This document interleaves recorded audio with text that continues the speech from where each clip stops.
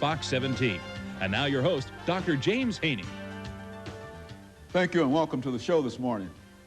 The topic this morning is a Fisk University update, and we're fortunate to have with us the president of Fisk University, Dr. HPonder, to talk about some of the things that are happening not only at Fisk University, but some of the things that are happening in higher education today, and some of the other things that are important to you, our audience, this morning.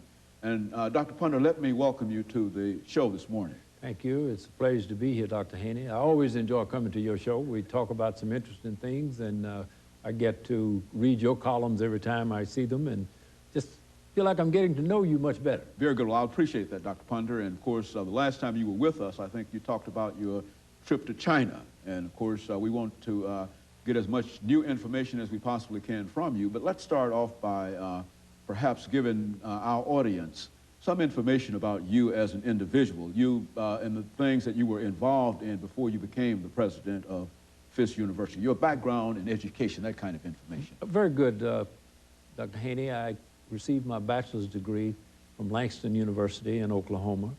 I received my master's degree from Oklahoma State University, and I received my doctorate from Ohio State University. My doctorate is in economics, and we have worked in that area quite a bit. I've done a lot of consulting with financial institutions in the country, the Federal Reserve System, the U.S. Treasury Department, and so forth. So we've had a lot of that kind of training. And then I taught a while at Virginia State University. I taught economics, and then I moved on to Fort Valley State University, taught a while, and then moved to Alabama A&M University. That was my first administrative job as the vice president for academic affairs. And I stayed there a few years and left there and went to Benedict College as president and came here from there. But in all of that, I think my economics training has helped very much in everything that I've done. But let me just digress a moment and say that today we all talk about role models and that we need role models for our youngsters to help keep them out of trouble and so forth. And I want to say that role models are important, but role models are already there. Sometimes role models just don't understand that they should be doing that. But my greatest role model was my mother. And I keep remembering the things that my mother told me about being honest, and your word is your bond, and these kinds of things, and do the best that you can. No one expects you to do more than you can do, but you ought not want to do any less than you can do. So those things, just listening to her, and now as I'm older, I see just how important those things were. So I think we talk about role models external to the family. I think the best role model that any youngster can have is a very good, dedicated mother, father, brother, or sister, right in the household that you see every day and can call on that person when you need help, and that person can say to you, straighten up, shouldn't do that. Those are the role models that I would like to see us get involved in. You know, Dr. Ponder, I'm glad you mentioned that about role models, because I think so often people think in terms of positive role models and negative role models without thinking in terms of the immediate family and the importance and the impact that a mother or a father can have upon a child. And of course, we know that many great men have often indicated that they received all of their inspiration, their drive, and everything else from their mothers. But let us, again, talk about you coming to Fisk University and about Fisk University. I don't think that we have to tell our audience that much about this very, very famous institution. But let's look back at its founding in 1866 and tell our audience some things about it. Well, keep in mind that in 1866, this institution was founded in Nashville, Tennessee.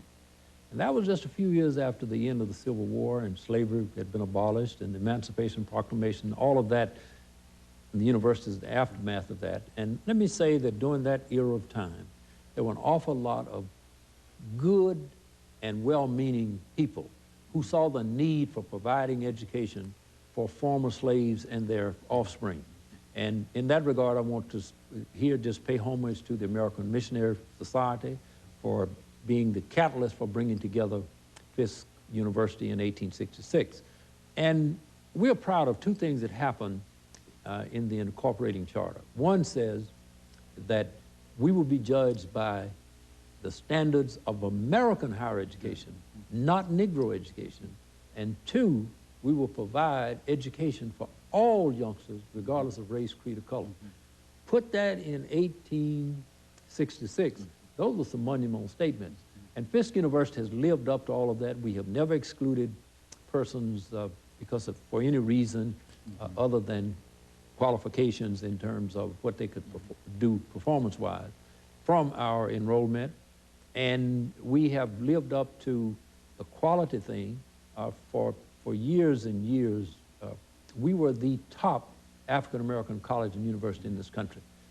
We still think that we're close to the top now, but there was a time when there was no question about that. It was the premier African-American college and university. And some people would say that we were the top liberal arts college in the country, regardless of any. And that's because of the kinds of things that we've done. First African-American institution to have a Phi Beta Kappa chapter. The first African-American institution to be fully accredited by the Southern Association of Colleges and Schools, Marta Board. All of these things were there, and some of our graduates just kind of read like a who's who if I would read those off. You know, you've been involved in higher education quite a while, and quite recently you spoke to the Exchange Club in Nashville. As a matter of fact, it does appear as if that might be an annual visit that you make. But you spoke to the National Exchange Club, and you talked about higher education. Now, what were some of the things that you felt to be important in dealing with higher education? Well, in essence, what I was trying to say to this group of business men and women, civic leaders of the city, I was trying to say that we might be looking too hard for how to solve the dilemma of education, and that's what I talked about, public education. I stressed the point that in this country, elementary education is the key to all education. If students don't get a good start in Head Start and elementary school, then colleges are going to have difficulties. So I did not talk about the value of colleges. I tried to impress on them we need to do something about our public school system so that it can do better. And I talked about the fact that we ought to think about using the school grounds after school. Because today, in almost 70 or 80% of our families, the mother and father working outside the home. And children leave school and come home to nothing. That's a part of the problem.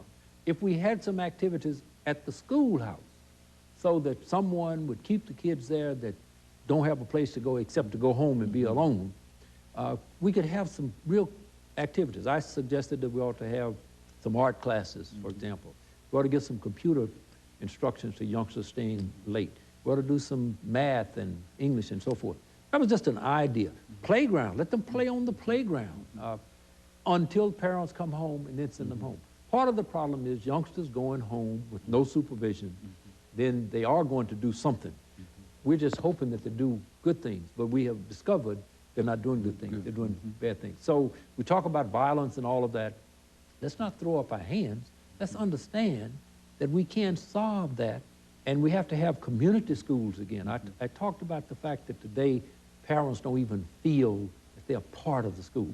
I don't know why they don't feel it, but I can remember in my lifetime, when I was growing up, my mother didn't like something that happened at the school or something about me. My mother simply went to the school and talked to the person and said, straighten this out.